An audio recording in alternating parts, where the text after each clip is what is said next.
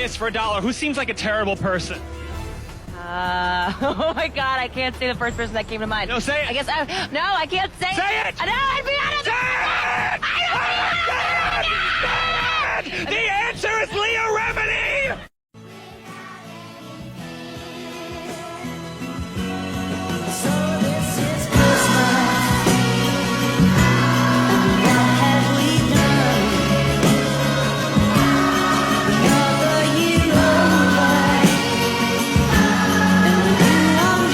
We gon' fuck up the night. Black lights, spaceships fly. Unapologetic when we fuck up the night. Fuck up the night. We getting fucked up tonight. We gon' fuck up the night. See fire. At you, you see stars. At you, you elevate. At you, you meet God. I feel like falling in love. I'm in the mood to fuck something up. 'Cause we gon' fuck up the night. What's in these holes? Miss for a dollar, who seems like a terrible person? Oh my God, I can't say the first person that came to mind. No, say it. I guess no, I can't say Say it. No, I'd be honest. Say it! The answer is Leah Remini! Miss for a dollar, who seems like a terrible person? Oh my God, I can't say the first person that came to mind. No, say it. I guess no, I can't say Say it. No, I'd be honest. Say it! The answer is Leah Remini! These are the worst books I read in 2022. I read Some Boys by Patty Blount earlier this year, and I still recall how utterly fucking awful it was. The main character gets sexually assaulted before the book really starts, and she knows who does it. The whole school doesn't believe her. She, gets bullied by this guy and his friends because she went out about it and no one believed her. And then she gets detention with one of his friends and they start to talk and she starts to like him and stuff like that. And he doesn't believe that his friend sexually assaulted her until the 95% mark. The 95% mark, when he finds video evidence, or else he wouldn't have believed her if there wasn't video evidence.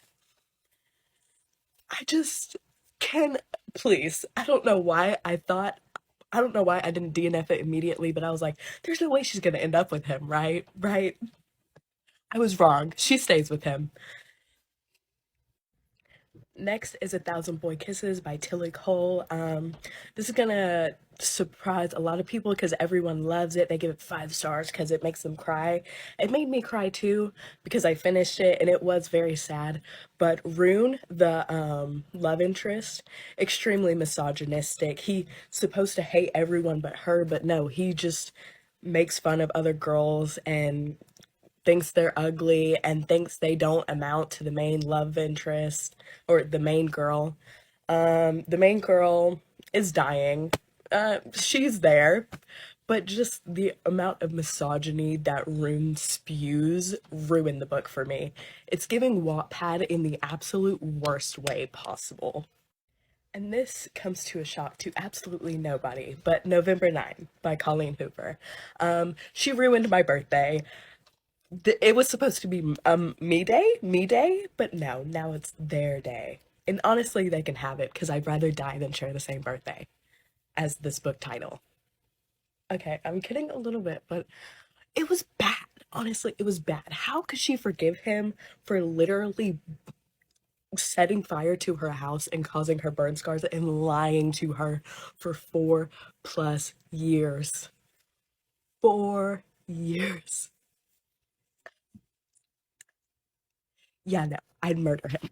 Here are the 6 worst books that I read in 2022. This year sucked, and it was actually really hard narrowing it down to even 6. The pacing of this book was atrocious. The largely male cast, even though every single character is exactly the same character, was that freaking smutty gym scene that was one of the most disgusting things I have ever read, and every single time I get really, really sweaty, I have to remember it again, and I hate it. I hate it so much. And then on top of it, the whole entire mystery is something that our main POV knew the entire time, but we weren't supposed to know, but they knew, and we're reading it from their mind. Flames of Chaos. Oh, this one took it out of me. I don't even want to talk about why I hated this book because I feel like if I mention the specific reasons, people would be like, oh my god, I want to go read that. Specifically, like, really hardcore smutty people would want to go read that. And like, by all means, go read the book. It's your decision. Maybe you'll love it. I don't know. There is a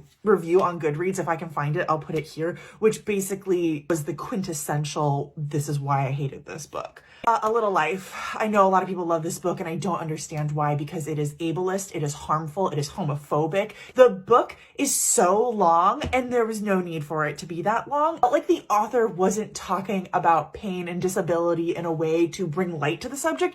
It felt like she was mocking it. And we hit a certain point where I realized the author was not trying to tell a story. She was trying to get a reaction out of her audience. And that's when I refused to play into her wills anymore. I have The Cemetery Boys. I've heard of Manic Pixie Dream Girls and I've heard of Pick Me Girls. I didn't know that there was such a thing as a manic pick me boy, but boy, did this author write one. All of our main characters fell into a trope of some kind, and then you also have that whole entire plot line where the whole entire reason for our main character continuing on and doing what he's doing is because of the sacrifice of a woman in his life. Belladonna. I read this book, and then that night I went on Goodreads and I removed every single YA fantasy from my want to read shelf. This book praised grooming, and it ends up being the pedophile who groomed our main character the entirety of her life. He was quite literally at her birth and then watches out for her through her entire life and protects her and refuses to help her learn her magic unless she spends time with him and gets to know him. Yes, in the course of this book, she is like 18, 19, but you hear about everything that he's done up until her being 18 and 19. It's grooming. It's grooming. And finally, we have We Will Never Leave This Place. Actually, like, wrote out very spoilerly plot to a friend. So if you want to like pause really quickly and read it, that might explain to you why I hated this book. But